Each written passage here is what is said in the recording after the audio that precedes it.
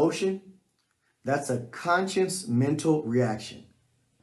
It's aimed towards something specific. So that strong feeling, it changes the way you think, the way you behave, and literally the way you feel. Think of the emotion list: happiness, sadness, fear, anger, shame, shyness, guilt. There's so many more. But in Psalms 37:8, it says this. It says, cease from anger and forsake wrath. Fret not thyself in any wise to do evil.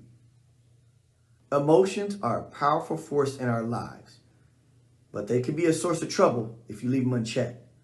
So how do we recognize bad feelings? How do we turn to God in prayer and meditation?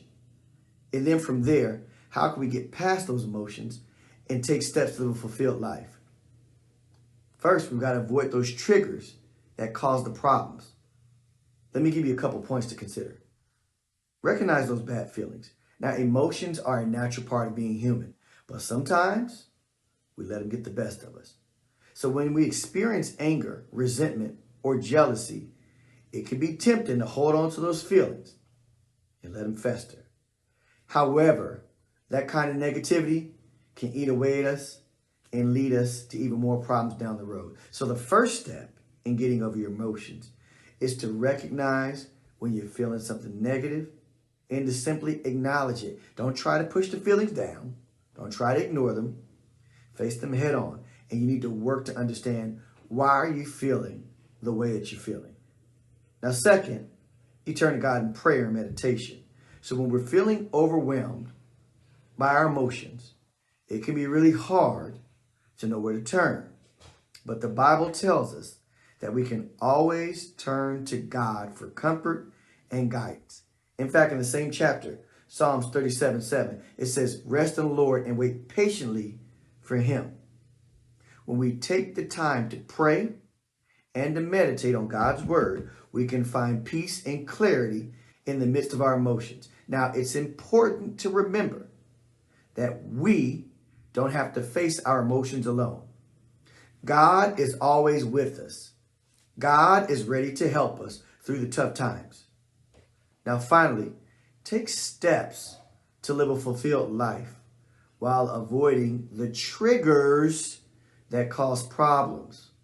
Sometimes our emotions are triggered by external factors, stressful situations, or difficult people.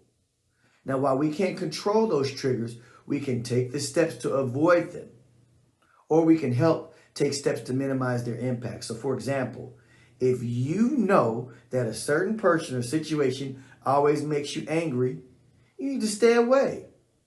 Limit your exposure to that person or that situation as much as possible. Instead, focus on activities that bring you joy and fulfillment. Now, you could spend time with loved ones, pursue a hobby, watch some TV, go on a trip, volunteer in your community. In conclusion, getting over your emotions, it is not going to be easy, but it's an important part of living, and it's also an important part of living a fulfilled life.